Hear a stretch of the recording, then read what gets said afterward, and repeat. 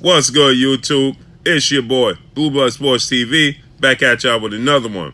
So, we all know what was taking place yesterday with Jarrell Big Baby Miller, as it's been reported and rumored that he's failed VADA testing, and now the fight with him between himself and Anthony Joshua is in jeopardy for June 1st. So he failed the VADA test right ahead, about 6 weeks out from his fight with Anthony Joshua, June 1st at Madison Square Garden.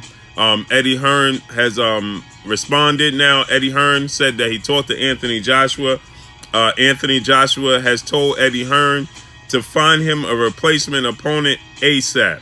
He says that he'll fight anybody. According to Eddie Hearn, Anthony Joshua told him at this point he'll fight anybody because he's making his debut in the States and he wants to make a good impression. So now he's stating that, give him anybody, find a replacement opponent ASAP. Eddie Hearn said it's a difficult situation because they don't know what the ruling is going to be. So he said that he told Anthony Joshua that, they have to wait and see how this plays out, because maybe he's not suspended. Maybe there's no punishment preventing the fight from taking place June 1st. My opinion on this, man, as I stated yesterday, is very deflating, very disappointing. I'm hoping that, there was a mistake made, but usually when you're dealing with somebody like VADA and a company like VADA, a testing company like VADA, they usually don't make too many mistakes, right? So, and the irony of this all is this is the claims that Jarrell Big Baby Miller was making towards Anthony Joshua. So that's the irony of this whole situation, right?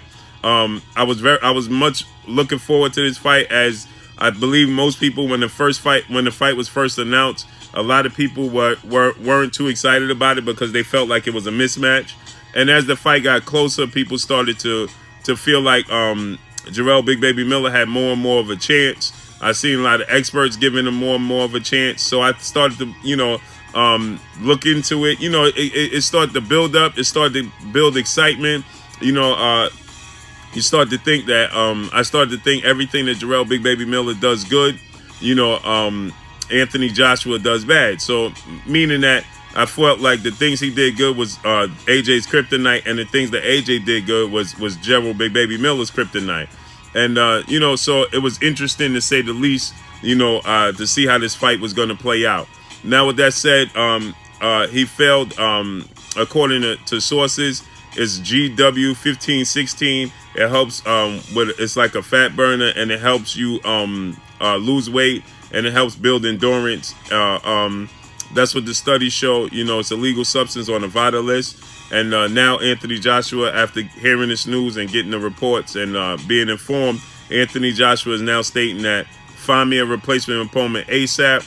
I'll fight anybody. The two names that immediately pop in my mind is Luis King Kong Ortiz, who only has one loss in his record. That loss coming at the hands of the Bronze Bomber, undefeated American WBC heavyweight champ Deontay Wilder, and of course Adam Kalnaki, because Adam Kalnaki, it all makes sense. It's just a perfect storm for him because his style and Jarrell Big Baby Miller's style are very, very similar. They're both big heavyweights, come forward heavyweights, throw a lot of punches. They're both from New York. Adam Kalnaki has a Polish background. He has a Polish following here in New York. And it's at Madison Square Garden. That was the whole sell anyway, because Jarrell Big Baby Miller is from New York. So that was part of the pitching point that, he's from New York. It's going to be at Madison Square Garden. He's a big undefeated heavyweight. Come forward, throw punches. Ironically enough, Adam Kalnaki and Big Baby Miller are very, very close friends.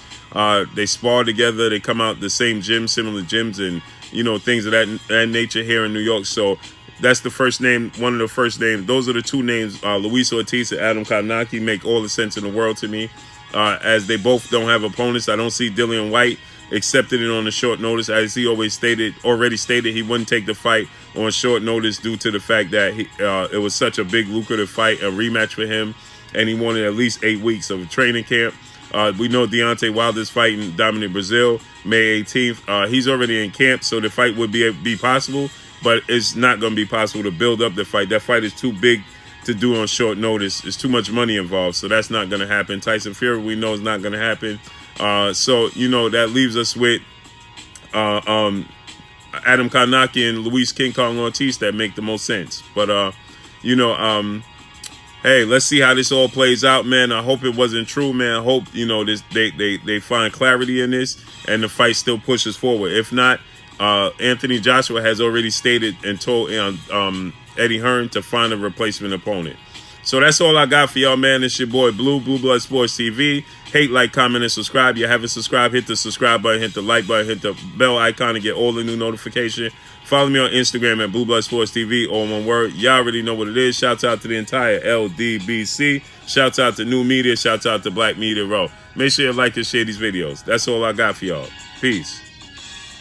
Anthony Joshua says, find him a replacement opponent ASAP. That's all I got for y'all. Peace.